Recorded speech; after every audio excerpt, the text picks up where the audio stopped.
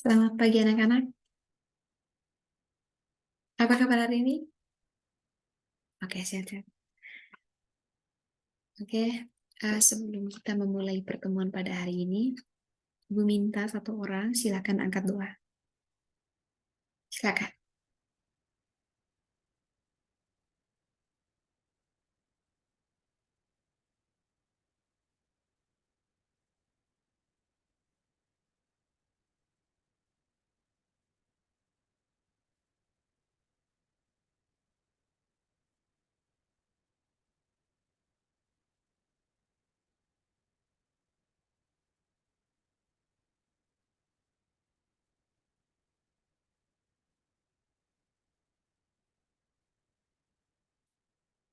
Oke, terima kasih ya. Hari ini berapa orang yang tidak masuk? 5 orang. Oke, nanti ketua kelas Ibu minta data semua nama-nama yang tidak hadir. Kemudian tulis dengan keterangan, habis itu nanti simpan di mejanya Ibu ya. Kasih di Ibu nanti pada saat kita selesai pertemuan. Baik anak-anak, hari ini kita masuk pada materi mitigasi bencana alam.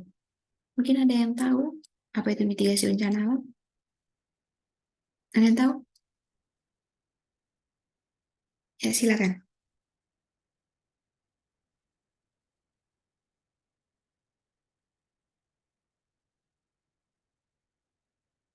Mm-mm. Oke, betul. Betul ya apa yang disampaikan oleh teman kalian itu. Jadi, yang pertama di sini mau jelaskan tentang mitigasinya dulu. Jadi, seperti yang kita tahu itu mitigasi adalah tindakan mengurangi dampak atau resiko terjadinya bencana begitu ya. Resiko terjadinya bencana bagi masyarakat. Kemudian, sedangkan mitigasi bencana alam itu adalah upaya yang dilakukan terus-menerus untuk mengurangi risiko bencana sehingga dampak yang ditimbulkan bencana itu dapat ditekan sekecil-kecilnya atau risikonya itu kecil. Gitu ya. Kemudian kita lihat slide yang berikut. Oke. Jadi di sini dijelaskan jenis bencana alam. Di sini kita membaca dalam Undang-Undang Nomor 24 Tahun 2007 didefinisikan ada tiga poin jenis bencana alam itu. Yang pertama jenis bencana alam, yang kedua bencana non alam, dan yang ketiga itu ada bencana sosial. Betul. Yang pertama di sini kita baca punya pengertian menurut Undang-Undang Nomor 24 Tahun 2007, yaitu bencana alam adalah bencana yang diakibatkan oleh peristiwa atau serangkaian peristiwa yang disebabkan oleh alam. Oke, di sini mungkin ada yang memberikan contoh bencana alam seperti apa saja.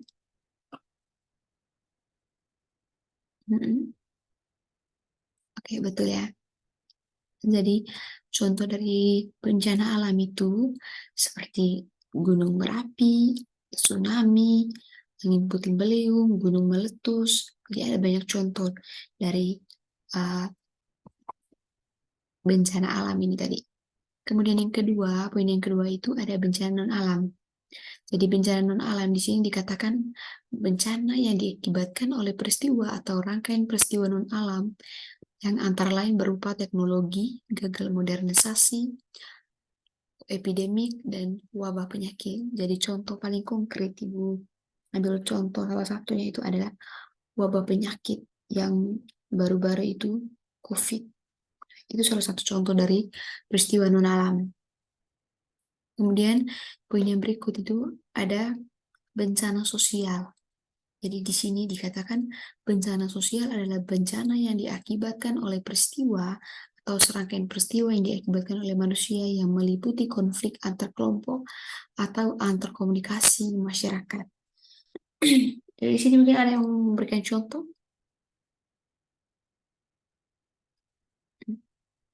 Betul. Jadi contoh dari bencana sosial itu, contoh yang paling konkret itu ada kekerasan, taburan, Ada banyak contoh dari bencana sosial ini. Teror juga itu termasuk, kerusuhan, ada banyak contoh. Nanti teman-teman bisa mencari lebih banyak lagi, dia punya sumber-sumber materi. Oke, kemudian yang berikut. Nah, jadi di sini bahas tentang karakteristik bencana alam. Nah, di sini Ibu menjelaskan satu poin tentang upaya mitigasi bencana di sini, upaya mitigasi dalam karakteristik bencana alam di sini ya. Nanti Ibu memberikan tugas untuk kalian di akhir nanti ya. Jadi di sini Ibu menjelaskan satu poin saja, selanjutnya nanti kalian membentuk dalam kelompok. Ya, oke. Ibu jelaskan tentang gempa bumi. Jadi upaya mitigasi dalam bencana gempa bumi itu yang pertama itu dikatakan ada sebelum terjadinya gempa, kemudian saat terjadinya gempa, dan juga setelah terjadinya gempa. Ada 3 poin itu dalam upaya mitigasi terjadinya gempa bumi ya. Oke, langsung saja Ibu jelaskan yang pertama, sebelum terjadinya gempa itu upaya mitigasi itu bisa melakukan atau membuat peta rawan bencana ya, supaya kita tahu daerah-daerah mana atau wilayah-wilayah mana yang rawan terjadinya bencana.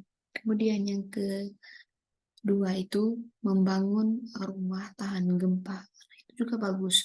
Kemudian yang ketiga itu memiliki kaca jendela yang tidak mudah pecah, supaya pada saat terjadinya gempa kaca jendela tidak mudah pecah begitu. Nah, itu yang poin yang pertama sebelum terjadi gempa. Kemudian yang kedua itu ada upaya mitigasi saat terjadinya gempa. Nah, saat terjadinya gempa, misalnya teman-teman ada dalam ruangan kelas atau ke rumah, sebaiknya segera, kalau misalnya situasi memungkinkan, kalian keluar rumah. Namun jika situasi yang tidak memungkinkan, kalian bisa berlindung di bawah meja yang kokoh begitu, bukan meja yang terbuat dari triplek. Ya. Kemudian, jika teman-teman berada di luar ruangan begitu, nah hindari papan-papan reklame begitu atau bangunan-bangunan yang tinggi. Tahu-tahu papan reklame? Nah, seperti itu. Jadi hindari gitu. Kemudian setelah terjadinya gempa, ada tadi Ibu jelaskan itu sebelum, saat, dan juga yang terakhir Ibu jelaskan adalah setelah. Jadi ada setelah terjadinya gempa. Setelah terjadinya gempa itu, kalau misalnya ada luka, periksa luka, segera mengobati luka-luka yang dialami oleh adik-adik sekalian. Kemudian singkirkan barang-barang seperti kaca tadi yang mudah pecah begitu ya, singkirkan atau bersihkan. Kemudian waspada adanya gempa susulan. Itu waspada juga. Oke. Itu ya. Kita lihat poin-poin selanjutnya. Nah, di poin ini kita masuk pada siklus penanggulangan bencana. Jadi dalam siklus penanggulangan bencana ini anak-anak ada 4 tahap. Jadi tahap yang pertama itu ada tahap pencegahan, kemudian ada tahap tanggap darurat, dan ada tahap rehabilitasi dan juga tahap rekonstruksi. Oke. Jadi di sini ya anak-anak dalam tahap pencegahan ini yang pertama perlu dilakukan itu yang pertama tadi bisa dilakukan membuat peta rawan bencana itu wajib sekali ya. Sekali lagi peta rawan bencana itu sangat penting supaya kita tahu daerah atau wilayah mana yang rawan terjadinya bencana. Kemudian memasang alarm, contohnya kayak Ibu pernah nonton ya film-film di luar negeri, Ibu lupa judulnya apa. Kalau di situ tuh pada saat terjadi gempa mereka memasang alarm. Jadi supaya kalau pada saat terjadi gempa atau tsunami itu alarm bunyi. Ya, supaya masyarakat atau warga itu bisa bergegas untuk menyelamatkan diri. Nah, kemudian memberikan sosialisasi. Dalam tahap pencegahan itu memberikan sosialisasi. Nah, kemudian yang kedua itu ada tahap tanggap darurat.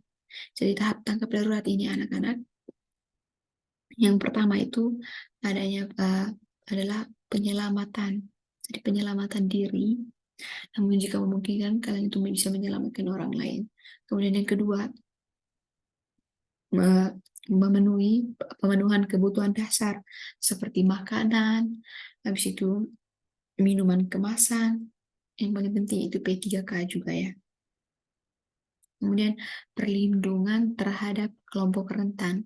Jadi anak-anak di sini itu kelompok rentan yang dimaksudkan adalah seperti bayi, ibu hamil, ibu menyusui, ataupun lansia. Itu termasuk juga dalam kelompok rentan.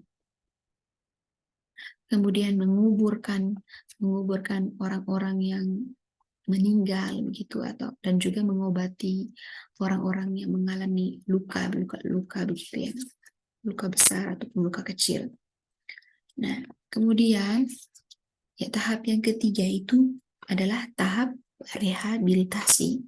Jadi di sini anak-anak, dalam tahap rehabilitasi yang perlu dilakukan itu adalah pemberian bantuan perbaikan rumah. Jadi pemerintah bisa memberikan bantuan juga untuk memperbaiki rumah-rumah yang terkena risiko terjadinya gempa bumi tadi ataupun tsunami ataupun bencana alam lainnya. Kemudian itu pelayanan kesehatan. Nah, itu yang poin kedua. Kemudian perbaikan prasarana dan juga sarana umum seperti tempat ibadah, bangunan sekolah, serta prasarana ekonomi lainnya. Kemudian yang terakhir itu ada tahap rekonstruksi. Jadi di sini anak-anak dalam tahap rekonstruksi ini, yang pertama dilakukan itu adalah pembangunan kembali prasarana dan sarana sosial masyarakat. Ya, contohnya seperti sekolah seperti tadi. Kemudian peningkatan fungsi pelayanan publik. Kemudian tersedianya peta informasi terjadinya rawan bencana tadi dalam tahap rekonstruksi. Kemudian sosialisasi kepada masyarakat untuk meningkatkan pemahaman dan kesadaran dalam menghadapi bencana tadi itu. Itu dalam tahap rekonstruksi. Oke, di sini sebelum Ibu menutupi pertemuan kita pada hari ini, mungkin ada yang memberikan pertanyaan terkait dengan materi yang Ibu jelaskan tadi. Ada yang belum paham begitu, silakan bertanya. Masa kalian coba bertanya? Silakan. Oke, silakan. Pertanyaannya apa tadi? Sikap apa yang harus dilakukan saat terjadinya bencana? Oke.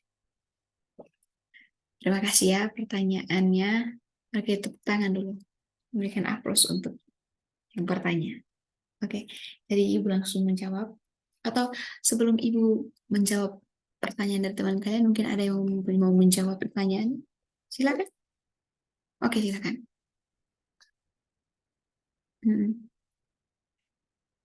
Oke, betul. Jadi, sikap apa yang dilakukan saat terjadinya bencana? Jadi yang pertama yang perlu dilakukan itu adalah jangan panik. Pada saat terjadinya bencana itu jangan panik.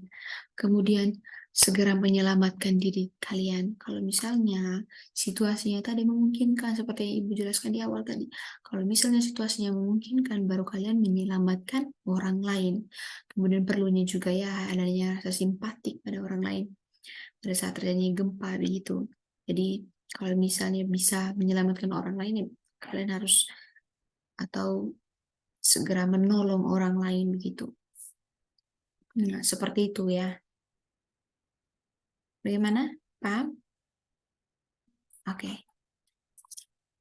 Baik, mungkin ada yang memberikan pertanyaan lagi? Tidak ada lagi? Oke, jika kalian tidak mau memberikan pertanyaan, maka sesuai dengan janji awal kita, Ibu akan memberikan tugas kelompok untuk kalian. Tadi itu dalam karakteristik bencana ini, Ibu hanya menjelaskan satu poin saja. Jadi di sini kalian membagi dalam 8 kelompok. Nah, 8 kelompok ini kalian bagi. Dari soalnya itu cari upaya mitigasi seperti yang Ibu jelaskan tadi. Ada 3 poin itu pada sebelum terjadinya bencana, saat terjadi bencana, dan juga setelah terjadinya bencana. Jadi cari, kalian jelaskan minggu depan nanti kalau bisa sampai kelompok 3 atau 2 begitu ya, maju untuk presentasi. Diharapkan kerja minggu depan presentasi depan kelas. Oke? Oke, Ibu berikan kesempatan satu kali lagi. Ini ada yang bertanya di sini. Tidak ada lagi? Oke, jika tidak ada, Ibu menutupi pertemuan kita pada hari ini. Karena tadi di awal kita membuka pertemuan kita dengan berdoa, maka di akhir juga kita juga harus menutupinya dengan doa ya. Silakan satu orang Ibu minta kesediaan untuk angkat doa. Oke, silakan.